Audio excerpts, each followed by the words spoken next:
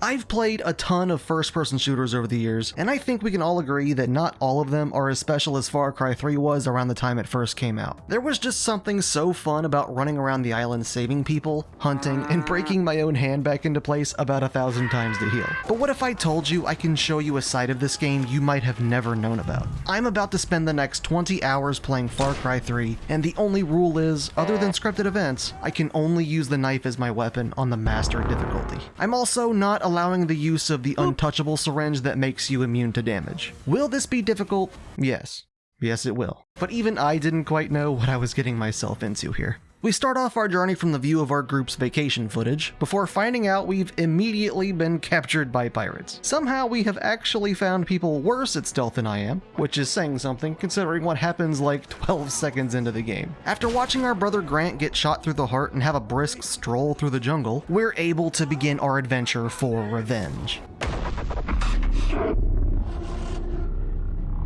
After being pulled out of the river we just fell into by Dennis here, and forcibly endowed with this magical series of tattoos, we're introduced to the town of Amanaki, who are currently celebrating my successful escape from Vaz's camp. Oh my god, look at that guy go. Dennis then goes on to teach me a bunch of things, from buying a worthless weapon, to hunting, and then picking herbs, which allows me to craft syringes that will come in extremely handy during this challenge. Again, I'm not going to be using the invincibility syringe, so I'm gonna need as many of these things as I can get for healing, speed, and extra health. So something you're probably wondering about, why am I running around with my gun out during a knife-only challenge? And the answer to that is, unfortunately, as far as I know, there is no way to put your gun away in favor of your melee like you can in Far Cry 5. Or if there is, I don't know how to. But don't worry, I never use it in this challenge. I even took my melee key and put it on my left click instead of fire to make sure, which leads to some interesting consequences later on. Finishing up the last bit of the tutorial now, we're told how to craft and upgrade our equipment and unlock new skills. The only medicine we're able to craft at this moment is medicine that heals a measly 2 bars of health until we upgrade it. So I will stick with readjusting my own finger, thank you very much. But when it comes to skills, we have, to my surprise, so many options to choose from. Usually when I go into these challenges, I am prepared to not pick up a single skill if I have to. But this time around, out of the 54 skills in total, 38 of them are not only usable, but will actually be useful to me in this challenge in some way. 8 of which directly add new abilities that I can pull off with my knife. That's insane, and it gives me a lot to look forward to in this playthrough. But just because we have a lot of skills available to use in this challenge, that in no way means I'm going to have an easy time. Since I'm on the,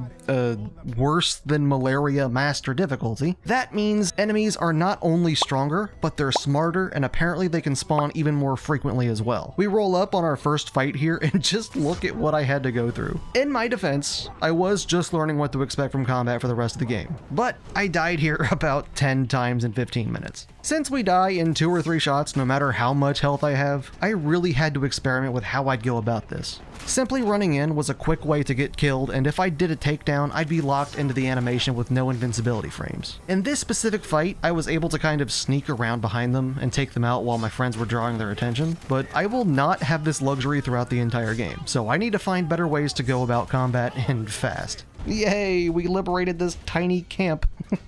The entire reason we were fighting these guys was because we thought our girlfriend Lisa was being held captive here, but turns out she wasn't. So, crap.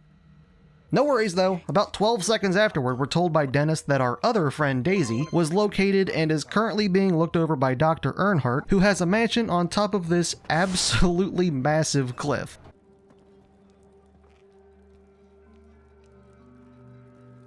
Jesus. This is Dr. Earnhardt. We will be seeing him sporadically throughout the game. The very first mission he sends me on is one to get medicine for Daisy since she's sick or something, and we need to get mushrooms for her. I'm not sure what it is about Far Cry games, but they seem to be desperate to send me on at least one drug hallucination in every game. But once we get back and give her the mushrooms, the doctor tells us he just so happens to have an alcove where we can build a boat to escape. So I set off to gather the rest of the party we came here with to get off of this island. How might I find where my friends are, you might be wondering?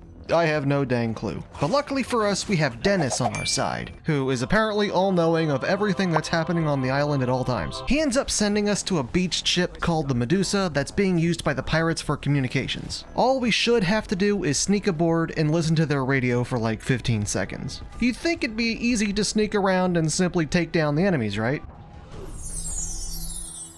Firstly, I have the stealth skills of this tomato. So this, pairing with the fact master difficulty makes stealth way harder, means I was stuck here for quite a while. And next, even when I did get all the way to the radio room, if I died before the mission was over, I had to do it all again. This mission is one of those ones where it's like, stealth here, kill this guy, stealth here next, don't get caught or you'll fail and restart. Yay, you made it, but they found out you're here anyway. Now fight.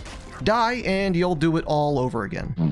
So yeah, I was here for a very long time. The main method I found that worked at this point in the game was to stick to cover and lure the enemies to me with line of sight. They would almost always run at me trying to find me, and when they came around the corner, I would be waiting to slash them a couple times. It took me way too long to figure this out, by the way. But if you thought that was bad, just wait until later in the video. Now that we know where everyone is, I go on 2 or 3 more stealth missions that we are just gonna skip right past. Don't worry, you're not missing much. With information on where to look now, 40 minutes later we infiltrate another camp where one of our friends supposedly are, only to be whacked upside the head and going unconscious. Up until this point, we've been beaten, stabbed, and shot for about 3 in-game days without them ever putting me to sleep. So this guy in particular must have had the magic touch or something. Eventually though, we wake up with our friends directly next to the big bad himself, Vaz. They take Oliver for some reason and leave Lisa and me to die in a ball of flame. But I am not going down that easy. Oh. Well, I guess I am. This type of action sequence could easily have been a roadblock for this challenge, but luckily for us, it says you have to shoot the pipes, but I can just kinda whack them with my knife to get the same result. Also, as much as I would like to sprint through this all cinematic like the game wants me to, I'm forced to take it very slow and heal every single burn I get right when it happens. Because if I don't, my health will plummet if I get lit on fire for even 1 second, as we just saw. Don't worry, I'm here. It's the only way down. Come on. Oh my god. After falling for an embarrassingly long amount of time, we head for the truck and attempt to escape. The following drive was definitely an interesting one. As always with these challenges, I give my best attempt even during scripted events like this, just to see if I can get through without breaking the rules. I did have to use my gun to get through one section because they would kill me every single time if I didn't fight back, but during the first half of the chase, I was actually able to out-heal the damage that they were outputting, resulting in some pretty hilarious things happening. No, I'm not. Drive straight, you're making me miss. Miss what? Am I spitting their bullet back at them? The pedal. Well, after that spectacle, I take Lisa back to the doctor's house where Daisy is and head off to find our next target. I mean, party member. Alright, bear with me. Since Vaz found out we were spying on him during the Medusa mission, he's moved everything around and we're back to square one, needing information on where we can find Oliver. Remember, he's that guy they stole from us about 2 minutes ago. So in an attempt to get more power, I guess, Dennis takes us to Citra, who is apparently Vaz's sister, and she sends us down yet another drug hallucination which, after a bunch of missions, will end up with us finding her group's tribal knife. Firstly, we need to find a man in white we saw in the dream named Willis, and when we do, he will only help us if we help him first. This, of course, leads us to Far Cry's possibly most famous mission. If you've even heard of Far Cry before, you've probably heard of this mission. Basically, we are tasked with taking this flamethrower here and burning some poor farmer's corn crops all to the tune of Bangarang. Since I'm trying to make this as pure knife only as possible, I was determined to give this my best shot without using the flamethrower, which meant I needed to find some roundabout way to light all 5 crop fields on fire. And the method that I came up with was by using the enemies themselves. Basically, I would stand way back here behind this explosive barrel, I'm sure you can see where I'm going with this, and get the enemy to shoot at me. Hopefully the explosion didn't instantly kill me, and that would be a surefire way to have a surefire. Oh, shut up. That's right, I'm going to weaponize the very thing we've all done in games like this, hiding behind a red barrel and getting exploded. This actually worked really well. At least it did 3 times. Then it simply stopped working entirely. I'm not sure why the fire suddenly stopped spreading to the crops, but I quickly ran out of the barrels to hide behind and had to use the flamethrower anyway. Unfortunately, moments like this are very common in Far Cry 3, where we're forced to use a specific weapon for the story. Another example is directly after this. We have to fire an RPG at this boat. I can't knife the boat to the point of explosion, so I just try to get through these parts as quickly as I can to get back to the challenge. Yet another example, wow, there really were quite a few of these, was when we liberated Oliver. Now that Willis got what he wanted, he tells us where we can find him, and we set up Overwatch to clear a way for our friend. Remember, I switched my shoot and melee buttons, then threw the normal shoot key all the way over on numpad 9 so I wouldn't accidentally press it. You have no idea how difficult it was to randomly chuck my hand over to hit that quickly when doing a QTE, or shooting, or throwing a throwing knife at someone with one of my abilities. But yeah, once Oliver and I got through another scripted forced shooting section, I led him back to the alcove where everyone else was. With him safe, that means we have 2 more friends to go find, Keith and our character's little brother Riley. You know, now that I'm looking at this graphic that I made, this makes me look incredibly suspicious. Remember that tribal knife thing we saw in the dream? Well, it turns out this guy wants it in exchange for Keith. So it's time to go on one gigantic bunch of fetch quests in order to get this knife for him. At this point in the game, even while only using the knife, I have pretty much found my stride. My main methods of taking the enemy out are takedowns, or if I don't want to lock myself in the animation and possibly die, I can swing before they get close and spam slices to kill them in a couple hits. Now that I've gotten the knife throw ability as well, I can even take care of enemies from a decent range. But the closer we get to the end, the more we encounter these guys.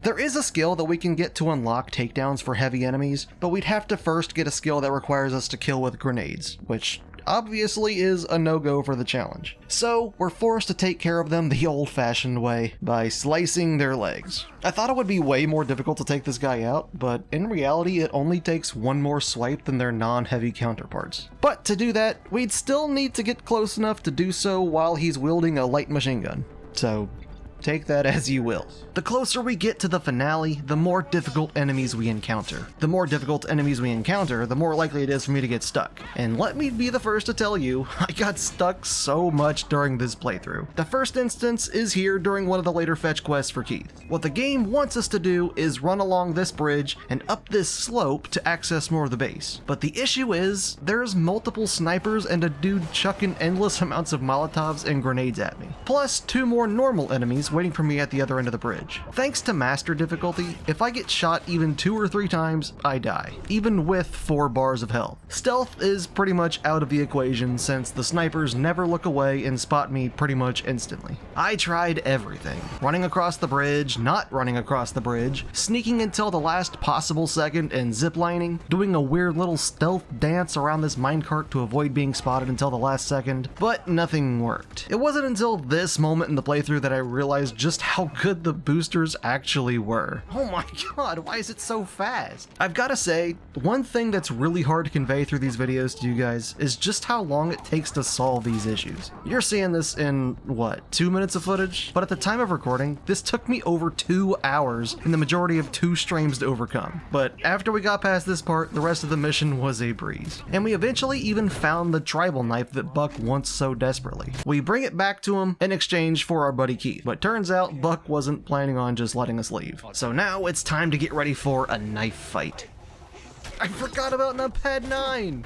But seriously, numpad 9 aside, these 1v1 cinematic fights are so epic. They make it really hard to believe that Jason was just a normal guy on vacation like a week ago. Once back at the alcove, Keith tells us that our last remaining brother Riley was killed, which leads me to another portion of the game where I got extremely stuck trying to rescue some of the tribe's warriors for Citra. Not having any ranged weapons to use except for a one-off knife I can throw after performing a takedown means that open spaces like this are a huge death trap for me. Running up to them while they're looking at me is a quick way to get shot in the face, but if I don't act soon enough, they'll kill my teammates and I'll fail the mission anyway. So this took up a solid hour of time trying to balance mine and my allies' survival before finally barely catching a checkpoint to move on.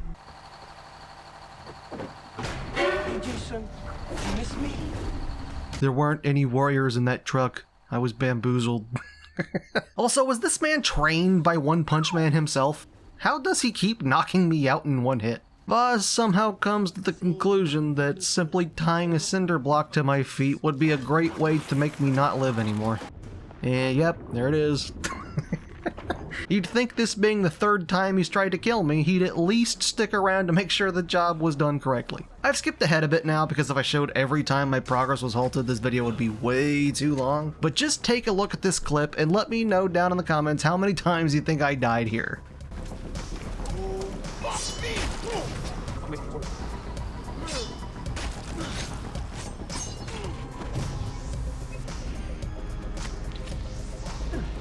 Chopper. That must be where he took the warriors. He's ready for the chopper!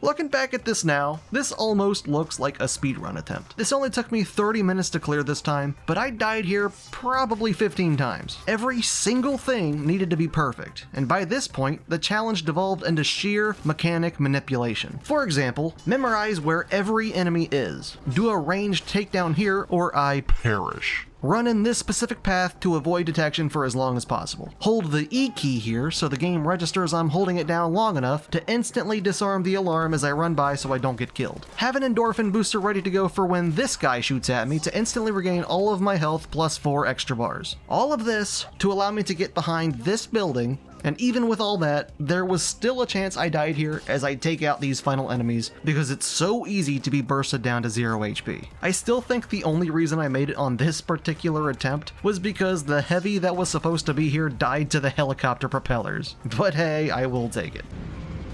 What the hell is that thing? You're probably wondering how I got here.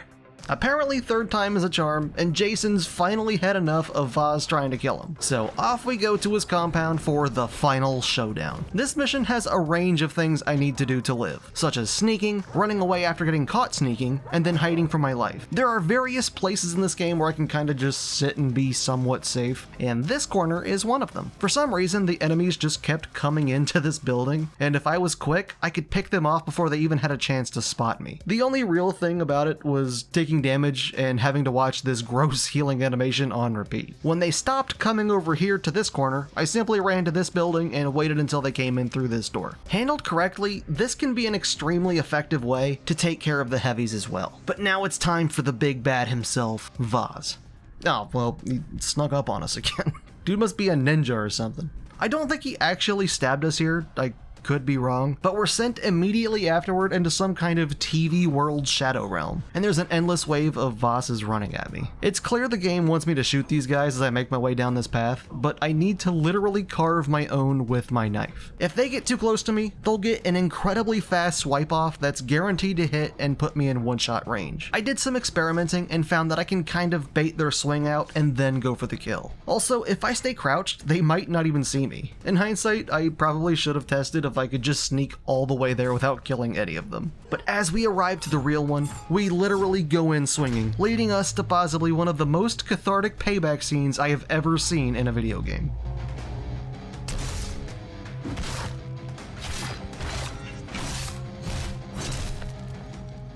Don't worry guys, he's okay.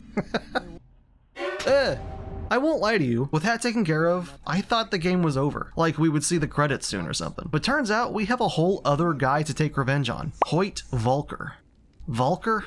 You know, this guy. So the last, 6 hours of the game are spent earning his trust and eventually taking him out in the same manner we just did with Vaz. And man, is it satisfying when we do. The first thing we need to do was protect Willis as he gets his plane ready for the flight. And this was unironically the hardest mission in the entire game. I don't know what it was, but something about wave defense and escort missions made this challenge unbearable. It took me the same amount of time as the cave section earlier, coming in at around 2 hours to successfully complete it. But so much more went into it to allow me to do so. The only thing that you need to do on paper for this mission is to protect Willis as he repairs the plane. But the real difficulty comes in when you realize that there are somewhere around 40 enemies the game sends at you, all while you have absolutely no cover. I have no doubt that this mission would have been a breeze if I was allowing the invincibility medicine, but since I'm not, I needed to finish this with sheer brute force. Skipping you guys through 2 hours of repeated deaths and experimenting, here is what I did. After getting the call to come protect him, you need to actually save him from 6 guys who are actively shooting at him. Then, while Willis is talking, run over here to this bit of shrubbery. A bunch of enemies will spawn directly in front of you, the first one being alone so he can be taken out with a takedown. But the second and third groups will have a bunch of them. So I started swinging so I wouldn't be put into the takedown animation and get killed. For the second group that spawns in this area, you can take out 4 of them, and the one melee guy will run away as if he doesn't see you. So you can just take him down on your way to the next group. Next, come over to this giant bush and take care of the 2 groups that spawn. There will be 1 straggler that will probably do damage to you. He killed me probably somewhere close to 10 times. After the straggler, a heavy will spawn in the same bush, so run back and knife his leg 3 times and hope that he doesn't kill you with his LMG. If you're still alive at this point, run to the shack, heal up, and pick up this body armor. You're gonna need it, and any boosters you're able to make for the upcoming horde of enemies and their trucks. The only way I managed to get through this wave was by manipulating the animations to not happen and move on to the next enemy with a speed boost. Then, if you somehow manage to make it past all that, there's a huge final wave of 3 heavies and around 10 to 15 normal guys just waiting for you. After my 5th time getting that far and failing, I went and found a Jeep to park in front of Willis in hopes that it would let him hold off long enough for me to take care of the final wave. And finally, after all that time and effort, we managed to hold off just long enough to survive until the checkpoint. Now I just needed to eliminate the last of the pirates, and we were finally allowed to move on. Well, it feels like I just lost 10 years from my life, but here we are. We did it. After all that, I really don't even remember what we needed this dang plane for in the first place. Oh, we stole the plane to play poker.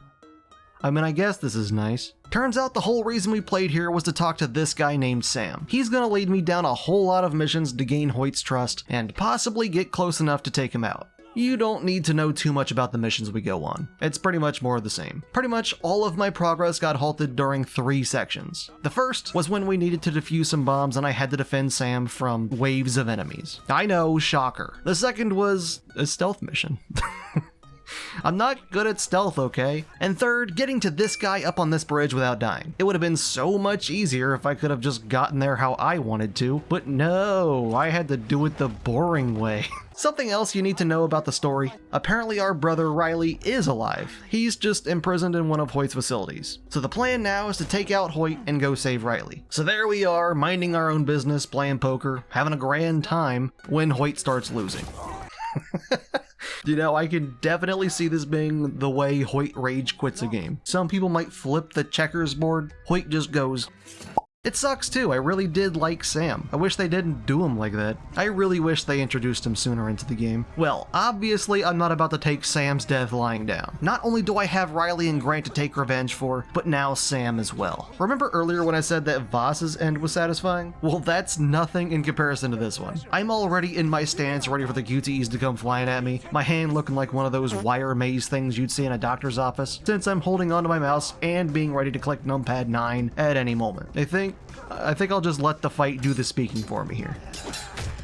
Anything left? Then why are you afraid?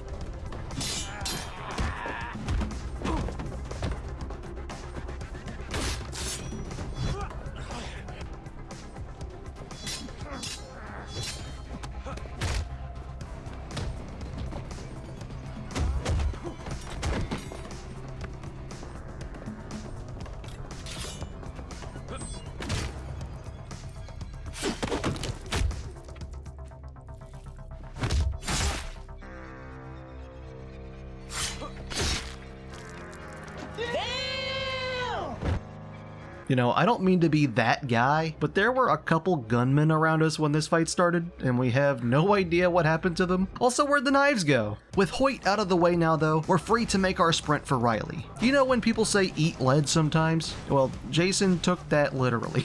The game is even starting to throw flamethrower guys at me now, and I think this is the perfect example of just how much I relied on natural covers like walls or rocks throughout the entirety of the challenge. But once they're taken care of, Riley and I fly away, and now all I need to do is save the rest of our friends once again, since they call while they were in the middle of being kidnapped or something. And this leads us to our final choice of Far Cry 3.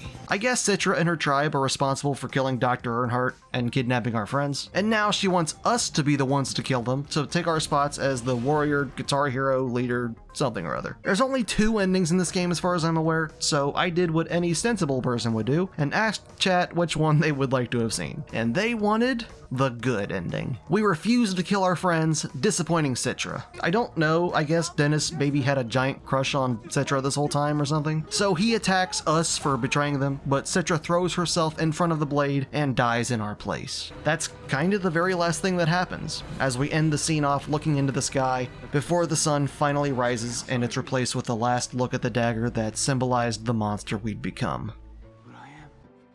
And that is the end of Far Cry 3, everyone. There were definitely times during this challenge that I questioned my life choices. Not only is Far Cry 3 not meant to be played like this, it feels like it actively punished me for doing so. At least, that's how Master Difficulty made me feel. I can indeed say that it was worse than malaria. I was surprised at just how reliant I was on mechanic manipulation to do what needed to be done. If I ever did a takedown at the wrong time and got locked into an animation while someone else was looking at me, I pretty much died instantly every single time. Each kill needed to be perfect, or I restarted back from square one. But while this was unbelievably challenging, it was also extremely rewarding when I finally got past those parts. I also really liked the story and the characters we met and faced off against. I still cannot believe that Voss wasn't the main villain of this game. Like, could you imagine if Rise in Dying Light was killed before Tahir? That's about how it felt to me. If you guys are up to the challenge, feel free to let me know any strategies you came up with, just in case I ever return to the Master Difficulty in the future. To all my subs and members, I appreciate you. Here's another video of mine YouTube thinks you guys will like.